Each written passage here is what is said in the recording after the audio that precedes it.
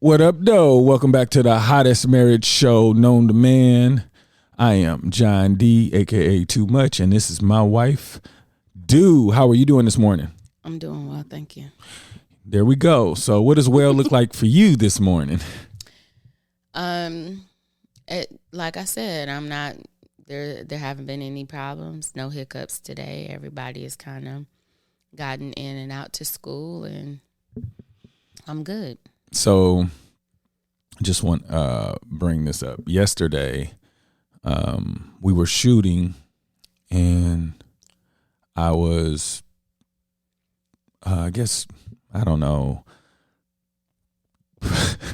participating in flowers, and my door opens up, and it's my daughter. It's like at 1 something, and I'm like, what are you doing home? She said, it's an early day. I'm like, oh, snaps. So I lit a candle. So we're chilling, and then I'm like, does middle school got early day? Oh, man. K through 12 has early day. So our son, walked home. So I ended up getting in the car. Now, mind you, it was like 20 degrees. And we live close enough where he can't ride a bus, but it was that cold and he didn't have a full coat. Okay, so we had this conversation about how we were fussing at the high schoolers about how they didn't wear their coat to school or they didn't want to. And we made them even though they were mad. So this is the thing. Monday, I fussed at Dallas because it was 20 degrees out and he begrudgingly put on his coat. So this day, yesterday rolls around and it's still 20 degrees, but his idea is I should be able to just wear my hoodie and my fleece because he gets in the car, yeah, and then I just walk straight back to the car. Now, in this case, this child came out without his fleece on, with only his hoodie. He had no hat, no gloves, and he walked for 20 minutes to get home. Yeah. And I was when I say I cupped his ears and he was like, Mom, I'm fine. I'm like, my baby walked in 20. He was like, I'm fine. He was like, the only thing else cold was my ears. Everything else was fine. He acts like nothing is nothing. But like the mother failure that just took place, y'all. Well, it was the father failure because I'm responsible for this. So like, I'm going to tell you when, I went to sleep last night. I was going to sleep, and it was like, I was just cussing myself out. Like, and then it was like, he probably doesn't think anything of it, but I'm thinking like, this is one of those times where I'm responsible for getting him to and from school, and I forgot. So I'm like, I can't make mistakes like that, even though, I mean, it's a mistake, but I don't want to make those because I'm thinking like, the dude really walked home in 20 degrees with like a fleece, and it was like and it wasn't even zipped up. It made me mad because it was like, okay, so let me tell you my thoughts. So when I go out to the car, I see him, he's like really in the complex where we are. So he gets in the car, and in my head I'm like, I would have been cursing out my dad.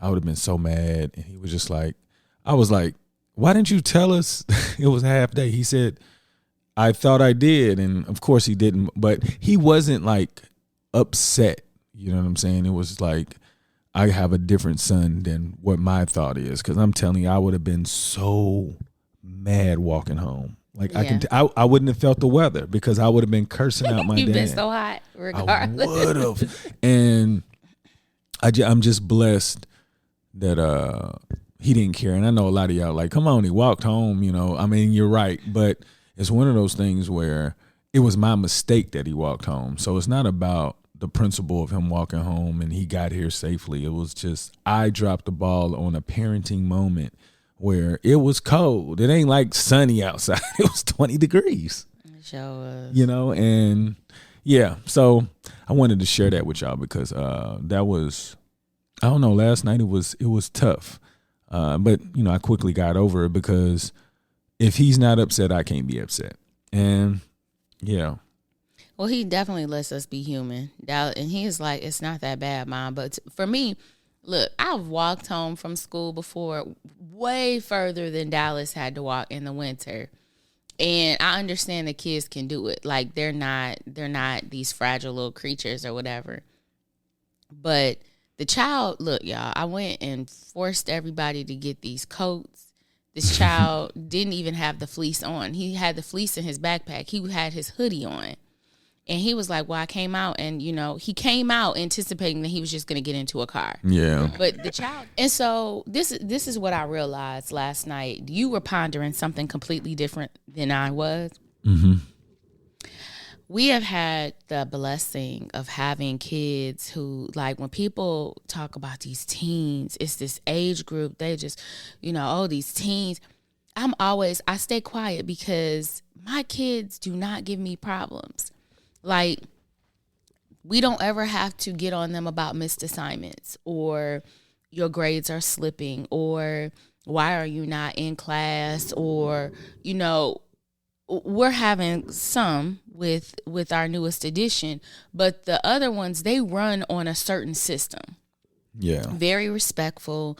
I tell them to do something like there's the delivery. Now, more so Dallas is going to have some jokes and sarcasm, but he'll get to what I want him to do. But y'all, I might actually have a real teen because I'm thinking about the look on his face when I made him walk out of this house with that coat on Monday. And then he's walking around with this hoodie on yesterday in the cold, not even putting on a fleece.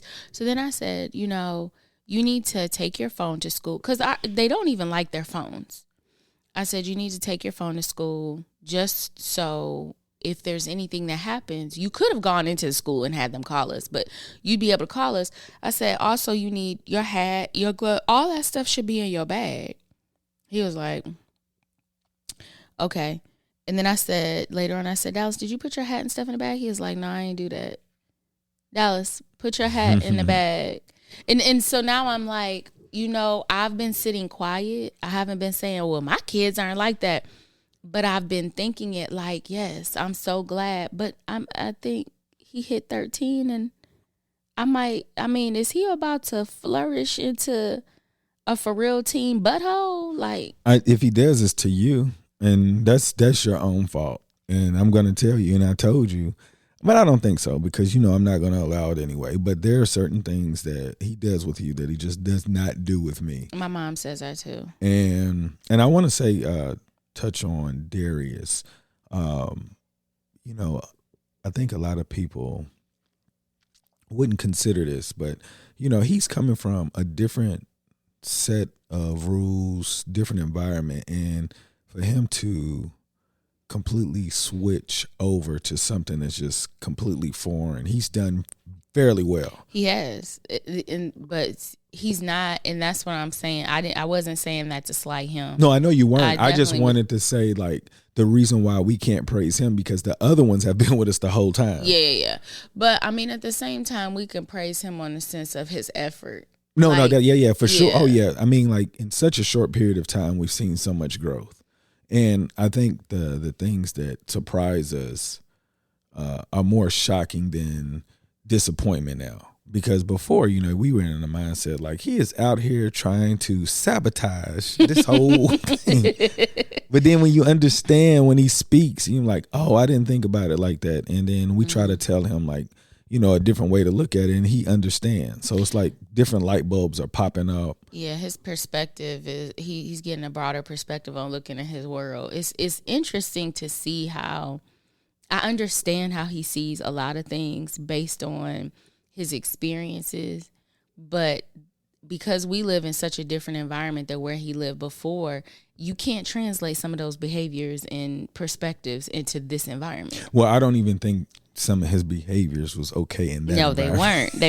No, I think that there were some things that I felt like we've always talked about how we really, I always feel good about Darius being with Day and Dallas because I feel like Day and Dallas were really sheltered in a lot of ways. Completely. And so when they experience interactions with people outside the house, like they're not completely like incapable, y'all, of being social. But I'm saying in different situations, Darius reads a room and he'll be like, this ain't. Like well, we were talking about reading the room. He be going like off. I'm talking about he does, but I'm talking about like the old lady in the complex where we used to live. Oh yeah. You know what I'm saying? And like there's certain things where he'd be like, we can't do that, or that's not safe or whatever. And so there's a level of knowledge that he has that I really appreciate. He really balances Day and Dallas out. Like all three of them together are like a superpower. But because they have such different strengths that really the others lack. Yeah. And so I love them all together. But in this new environment, I just feel like there were other behaviors that weren't necessarily a part of the super trio power I'm talking about, that they don't transmit here. They don't translate the same. Oh yeah. So I totally he's definitely trying to figure that out. But I think that with a teenager, with so many things going on, when you come into ninth grade, you get like all these different clubs, and you got all these sports with after school activities, and your friends, they stopping over at Starbucks and meet up with me and do this and do that. Like it's so much going on where you become little baby adults. It's like practice baby adulting, right? Yeah. And that's a lot, on top of changing your environment, on top of changing the style of parenting that you're under in the household at home. So I guess shout out to Darius, because Darius is out here trying, like he's doing it. I do. I can't really say that I would have been able to make all those changes at once and stay afloat. And his grades are solid, like for real. So it's dope, like I said, to watch how you can influence, your kids to doing, the better. And I wanted to say, so Darius and I grew up in a similar environment. And I was talking to a former student of mine today, and he was talking about he worked 50 to 60 hours. And I was like, man, if you become good in something, they'll find you and you'll be able to tell them how much you're worth. And then I started thinking about when I was a kid. Do you know when I was a kid? What the heck? Look, I'm about to drop something on y'all. No, I'm just playing. When I was a kid, do you know, I used to go to the store with no money, and I used to ask people for money. I used to say, excuse me, I'm sorry, my parents didn't give me enough to get this item. Do you have an extra $1? But I never had any money, so I just... This book. Oh my God! I was like, I just looked at panhandling on a different level. Oh, and it was so crazy. I was talking about the kids in the poor countries. Just imagine. I remember when my father found out I was doing that, and he was like, you can't. He said you can't go to the store anymore. Dang. Yeah, I couldn't go to the store for a long time, and I'm like, it's crazy when. That was like, I remember when somebody was like, hey man, let's go to the store. I was like, I ain't got no money. He's like, you don't need money, man. We just ask people.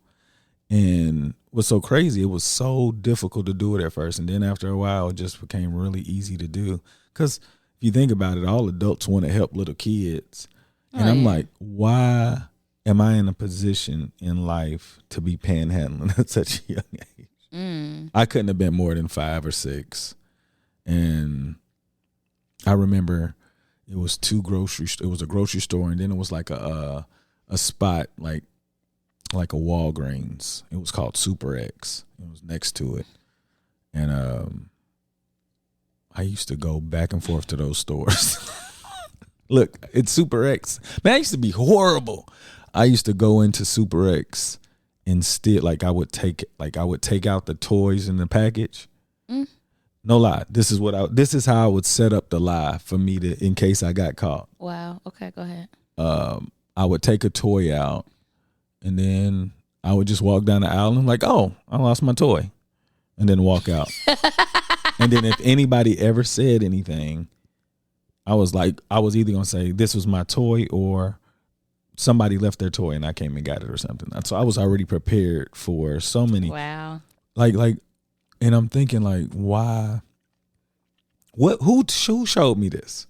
I don't know. That's what I'm trying to. Now that one, look, I used to change. Wait, did you say it out loud? Like, oh, I forgot my toy. I don't know. Just in case anybody heard you. I don't know, to be honest, but I do know I did that. And I just remember when my father told me, he was like, the black lady at Kroger said that you and some friends been stealing and y'all no longer allowed to go back. And I was like, it wasn't me. It really wasn't me. I didn't steal anything from Kroger. I was taking money. I was stealing from Super X. That's horrible. I know. Look, I thought of stealing one time some lipstick out of Myers, and I used to have like this big old oversized starter jacket, and I was holding it. How old were you? I was 13. I had never stolen before, so I'm walking through the store, and your coat is like I had it in my hand.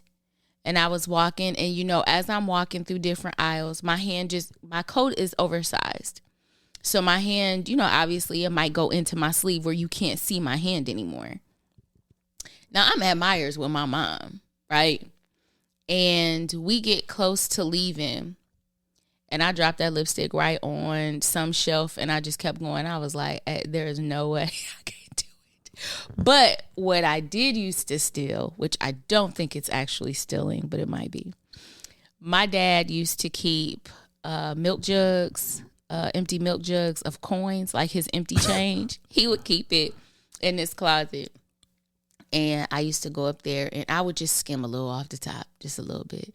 And he would have some that were like scattered around the bottom of the bottle. Like he just dropped it in there right at night, and so some will be scattered. You could never grab from that because it can't look too thinned of those coins on the outside. So I had to skim on the inside. That's so crazy. And so I would show up at the corner stores. Like we didn't have those stores as close to where I lived, but we had 2 corner stores, and I used to just grab some quarters. I would never take his silver dollars or his half dollars.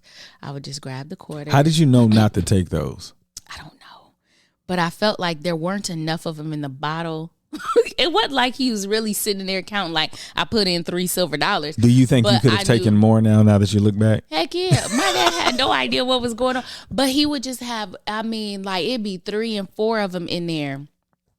And it's so funny, years later, talking to my younger brother, Kyle used to go in with reckless abandon. Like I was like, he was like, oh yeah, I definitely was up in there. But I was like, I can't let it look too low. I was thinking too much. Kyle was like, that man ain't paying no attention. And he was doing his thing. Cause I'm like, they never gave us money to like go to the store. It wasn't like I couldn't say, Mom, can I go get some ice cream? Like if the ice cream truck came, she would give us money.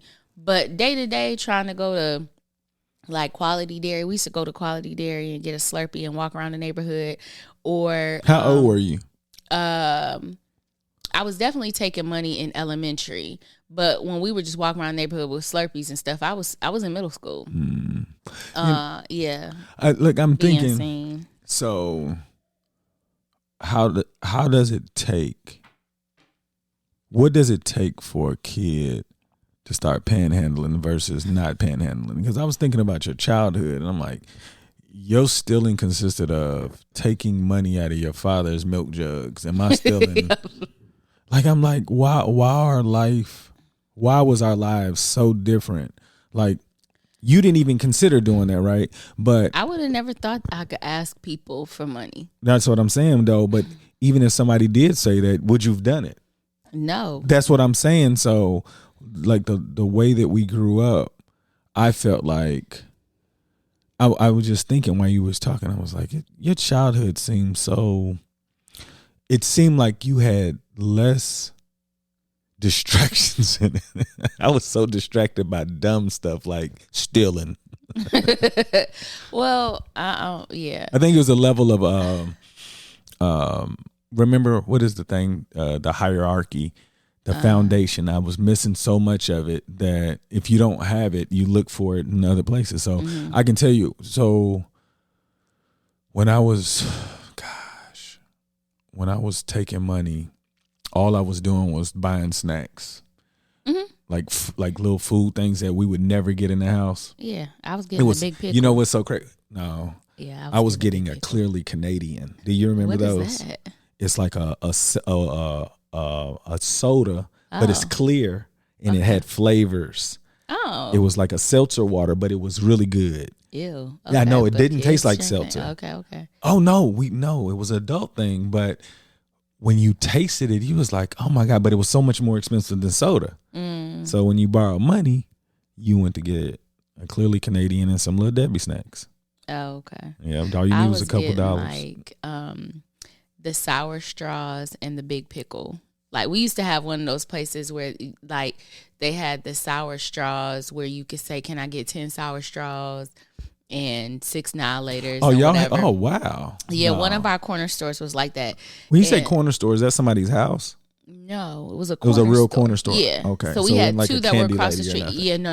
It wasn't a Candy Lady. So they had a big old jar with the big fat pickles that they had to give you, like, the little wax paper or whatever. Yeah. And then they had select candy where you could, request a certain number.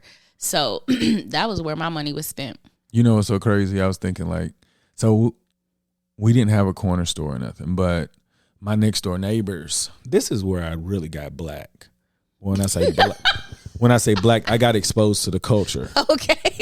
So whenever I got to chill with them, if we went over their cousins, it was just like all of the stuff you see on TV, like the picnics, the barbecues, and they lived in neighborhoods where it was a Candy Lady.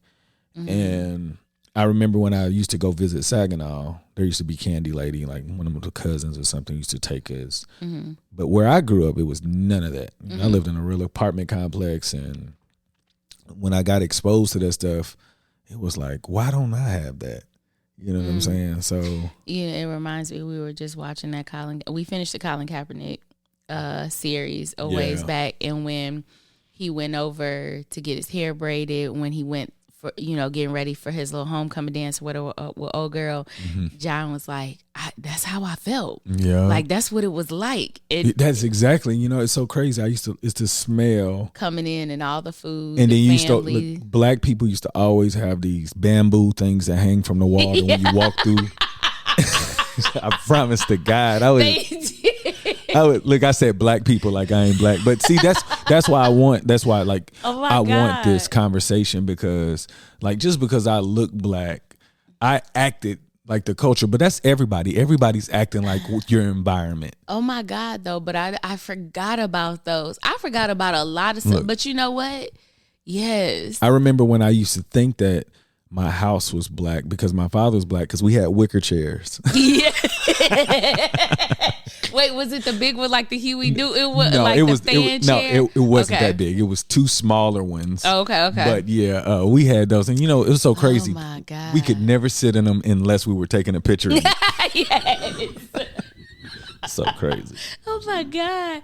Oh, I miss that. I don't, because those days were really tough for me. Oh, okay. Yeah, well, those types of things just remind me of when I was younger. I know your childhood is it sounds so much more peaceful than mine. Oh. Like, I love, like, when you say your childhood, I'm like, and part of me is hating, because I'm like, she ain't get enough whoopings. I'm like, what? Yeah, my whooping stopped around 7. But I'm saying, I don't need that no more. See, that's what I'm saying. Like, okay, so I can look back and tell everybody, like, I don't know what I was doing. Like, I don't know why I got in so much trouble. I just look, even my sister, my second to oldest sister, I said, man, I don't know why I was bad. She said, your ass was bad. And then I'm like thinking back with all of my education and my journey and me trying to explore and unlayer these things. I have no idea why I was bad, other than that maybe my mama was drinking because she was married to my father, or she was smoking cigarettes because she was like, she about to be a young mama. But I'll tell you, he said the substance had to have been introduced. Something. Why was I bad? Because I I need people to know, like, this is why I became, I think, a pretty solid teacher, because I realized the kids that were bad, it was coming from something else. So I had a different level of patience, because I was always getting in trouble. But what's so crazy, as you get older and you feel like you get more education, you feel like you don't have the patience for the kids that were just like you. And I'm looking at myself. I can't even tell myself how to be more successful in elementary going through middle school, other than like, hey, it's going to happen in 9th grade. You're going to mature. That's what I'm saying. Like, I don't know what I could say to myself. So when I think about you describing your childhood, it's so beautiful. Like me, I'm like, I was straight survival mode. Like everything was survival mode. And I don't know how I figured it out. Well, you know, I'm thankful for the opportunity for Day in Dallas to not have to think on survival mode. Man. But yeah, and I'm sorry that you did. I'm sorry. Oh yeah. I mean, well, you know, I would say this. I mean, you had your survival mode came I definitely later. did. I had some other stuff I had to do. Yeah, that's what I'm saying. You still had it. Yeah. But I'm saying, like, when I think about childhood when it's just pure, like you, no matter how far you was going to go, you were going to come back because your foundation was pretty solid. You know what I'm saying? Me, I'm just hoping to find a new foundation. And now I have one. You know what I'm saying? It's like, but before, like I said, I didn't know what a real foundation looked like. I was just like, as long as they was like, a happy wife is a happy life. And I'm like, I understood that, but I was like, well, if I'm not going to be happy, I mean, I'm not going to be unhappy for her to be happy. The only way is for you to be happy is if I can be happy too. Because if I'm hurting, you know what I'm saying? So thinking about how we grew up, I'm just glad that I don't think I could have married somebody who came from a background like me. Because we wouldn't have had the patience for each other. I think you can look at me and be like, oh, he just don't know. And you just rub it. You know what I'm saying? This poor baby. He's trying so hard. No, that's the way I look at it, though. So I'm blessed.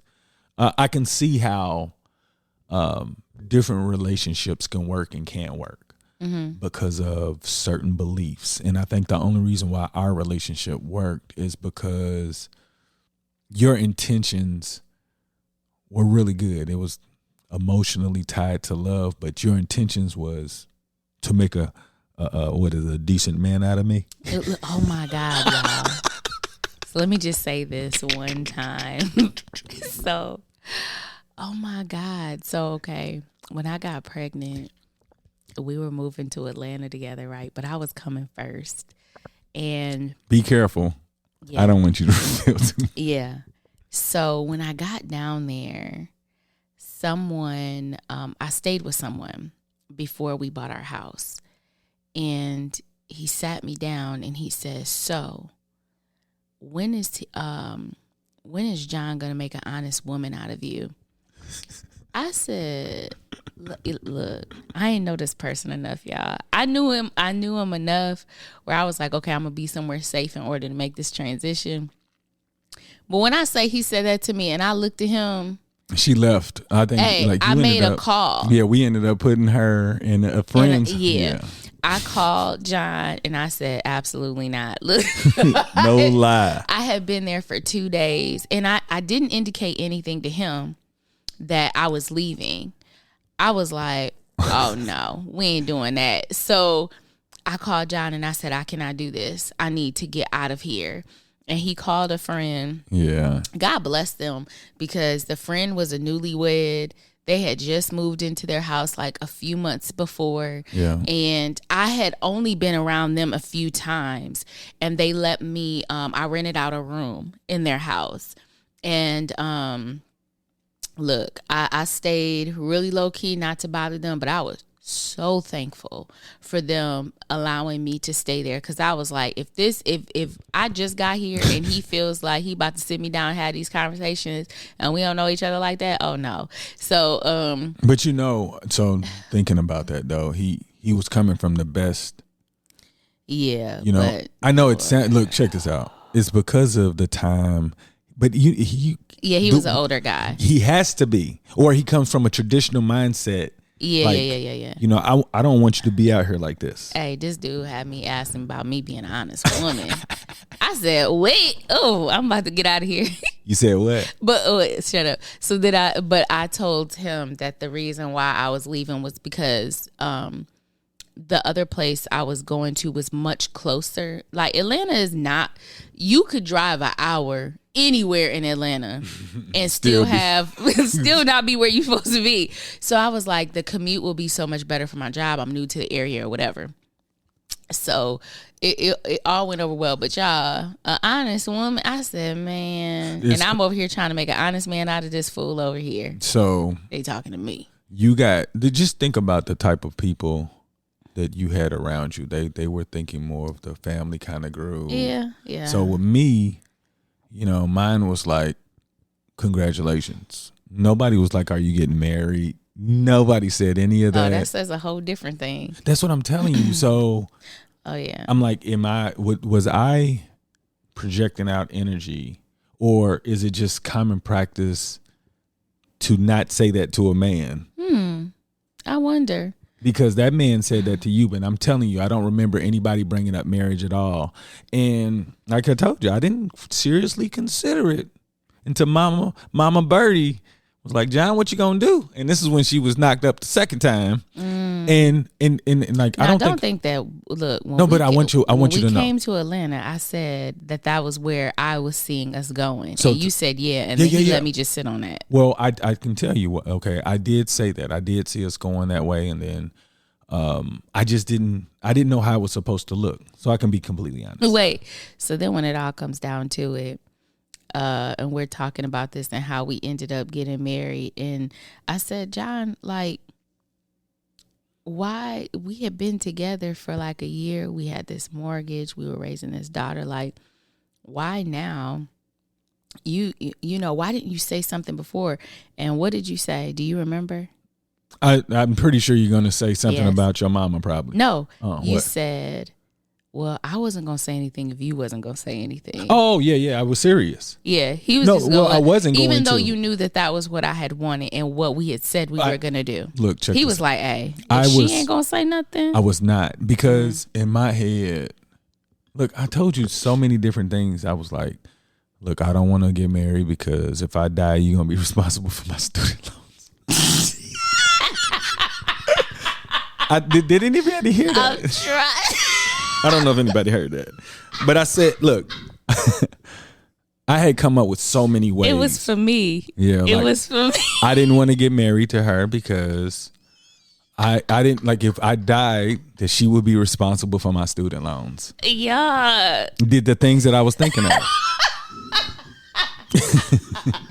It was for me. It was.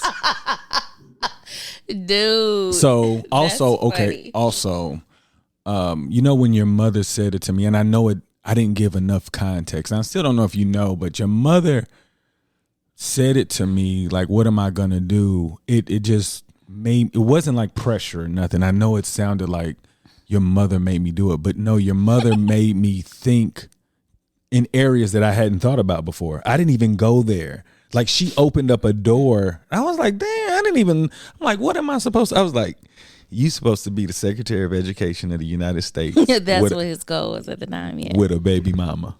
And I was like, wait, so we got married so you could look respectable in your position? No, I'm saying that if it was anybody out, like, this is all the things that I was saying. If it was anybody that I was gonna be married to, it would only be you in my head. Mm-hmm. So I was trying to add different things, like to come, because mind you, my father told me not to get married. So when you say, like, you don't like the way, I get you. I get what you're like, saying. It was so many things that said, like, you're not supposed to do this, and I have to, like, make it make sense. Right. So, like, when I hear you say, like, so you had to do all of that to marry, I'm like, God dang, you see what I was up against? Yeah, I know that there was a lot of hardwired programming that went on about what marriage looked like and avoided at all costs. And, everything was working well in your favor the way it was. So I get it. Yeah, and so, but like I feel like it was just you leveling up, just like in the 9th grade when you said all of a sudden you started acting like you had some sense and doing what you needed to do in school. And you don't know how you turned that old way off, but you did.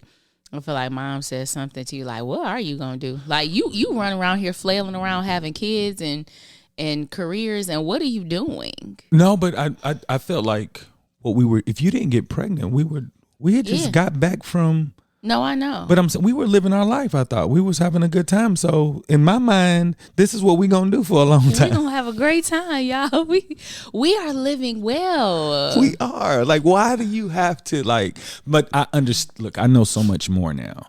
Like before I was like, don't rock the boat. the paper is for the woman, for stability. In my head, I was like,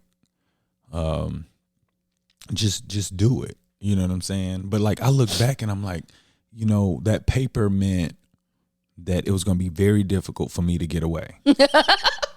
Y'all, I don't know if this is ever going to see the light of day because this dude is killing me right but I'm now. saying but you know how my mind was, though. I know. But and I'm not nowhere near that now. I guess in my head, to me, marriage wasn't paper. To me, marriage was this type of stuff that we do now. Oh, yeah. And so I wish I didn't know. It wasn't paper. Well, to me, I was like, if this is what's going to take for her to be happy. But I didn't know that you wanted all of this on the paper. Like this life that we live now, like how we spend time. Yeah. No, but I'm saying I didn't know that all of the experiences and the spending time was the paper. That was your paper. Mine was like, this is for her to have. But I didn't know how to put all the stuff that you thought the paper was going to come with. Because my paper was blank. It just said married. My paper had. It was like stamp married. Didn't even have no names. No, nothing. Like I just walk around. I got it. Oh, I'm married, y'all. Yeah, I had all kinds of stuff that were not really, but attached to that idea of that paper. That paper was, shoot, y'all. Just to show you how important the paper is, I think our paper has a coffee stain on it. But the point is, yeah, I definitely saw it differently. And so now, you know, truthfully, what I wanted, I didn't realize that I wasn't gonna get it. I didn't realize how you were really looking at that paper, but we're here now. So yeah, definitely. Well, that paper, like I said, it was almost like I trapped you. It was like it made it difficult for you to leave. Like, because you know what? I was like, if it wasn't for that paper, she might have been like, let's go this way. Yeah, this is not looking right. Yeah, but I mean, like for whatever reasons it was, it worked out for the. Yes, I'm blessed, and I love you for it, and I just want people to know, like, we came from two different backgrounds, and we just black, right? Everybody wants to put us in this category, but yeah, the experience was definitely different, completely different, and you know, I look at how we're still learning each other. I can only imagine other married couples not even, you know, thinking about that aspect, like how far you've come. You know, I have people that's been married over 30 years, 40 years, and, you know, everybody got there differently. But I can tell you this, where I am now, I'm so looking forward to like the years to come. I feel like we kind of like remarried, you know, emotionally and physically, as far as being around each other. Like I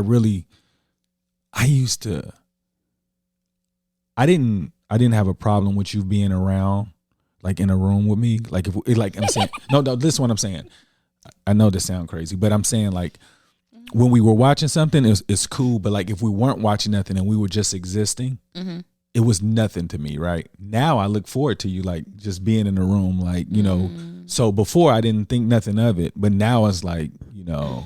But so when you do come in the room, it's so crazy, the insecurity. I'm like, is she doing this because she want to be around, or so I beat myself up. Like, why is she in here? Like, have you ever heard of a 30-day cake? Mm-mm. Okay, so a 30-day cake, when I was growing up, a 30-day cake, if I remember correctly, my cousin used to put all of this stuff in a jar, right? And she would seal it up for 30 days. And after the 30 days, she could take the insides after all of the whatever is in it. I can't even remember what's in it. I feel like it's fruit and some other stuff that's in it. Then she makes a cake using this stuff that has been sealed up for 30 days. This cake looks so ugly inside of this little jar. It looks so nasty to me, what I remember. Is our marriage a 30-day cake? Like, was it like... No. Putting all of our stuff in this jar and just watching it ferment and marinate around each other all the way up until it just, we opened the jar, and then I guess not, because we took whatever was in the jar and then we made cake then, but we didn't make cake with what was in that jar, did we? Well, Yeah, I think that's anything. Like when you grow, like I can tell you this. Like this is for everybody who's listening. There's a part of me that I want her to know that she doesn't realize, like, until recently. Like, the stuff that she says that's in this jar of our marriage, it was, but I didn't know it could turn into this. And that wasn't even my intent. You know, I didn't even know I could do this. Like, I didn't think I would ever love you the way that I do. I didn't think I could love anybody the way that I love you. Like, I never loved anybody the way that I love you. Like, I can break that down in so many different ways. But to get to this point, yeah, I mean, if you think it's the 30-day cake, it's however you want to see it. But I'll tell you this. At the beginning, I thought the cake looked pretty nice. I know that the cake had some dings here and there, but I didn't think any part of it was ugly for me. I'm going to have to ask my cousin to make a 30-day cake. Why don't we just do it together? I don't know if I liked it. Well, then let's do it for the family. Never mind. I just Google it. Anyways, but you know, I just really want to say that I'm again thankful because this is 13 years, right? So 13 years and we've known each other for 20. Yeah. And those years went by really fast to me. Yeah, I still feel young. Yes. I shouldn't be able to say that I've known you for 20 years. I know. But here we are.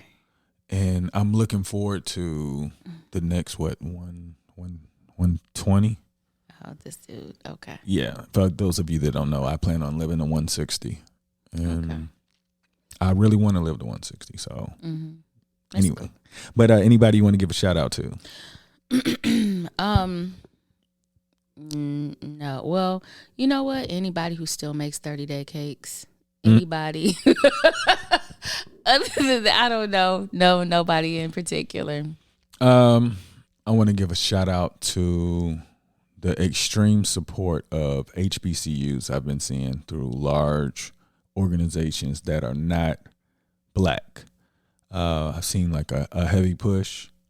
I think everybody should be purchasing something to support an HBCU. I am going to do more of my part. Actually, you know what? I'm waiting for something now. So it was a gift for you. Oh, okay. It should have been here. But I think we need to do that. And I'm talking to those who can. Not talking about anybody who can't do it. So don't tell me to get out your pockets. I'm only talking about those who can. I also want to say one more thing. I know some of the content that we've been putting out sounds like, you know, we're telling you what to do. And that's just kind of like bad presentation. We just kind of just showing you our bumps and bruises. So maybe you could take from what we've learned to get to where we are, because where we are, we're really happy and we're looking forward to what it could turn into. So if any of the content that we had has offended you because it sounds like we're telling you what to do, we apologize. Yeah, because we're not experts. We're just talking. We are experts with each other, but not, everything else. But yeah, thank you so much. I love you. I love you too. Make today better than yesterday. Don't worry about anything you can't control. GATA. Get after that action, or that action will get after you. How many of y'all still got wicker chairs? Boom.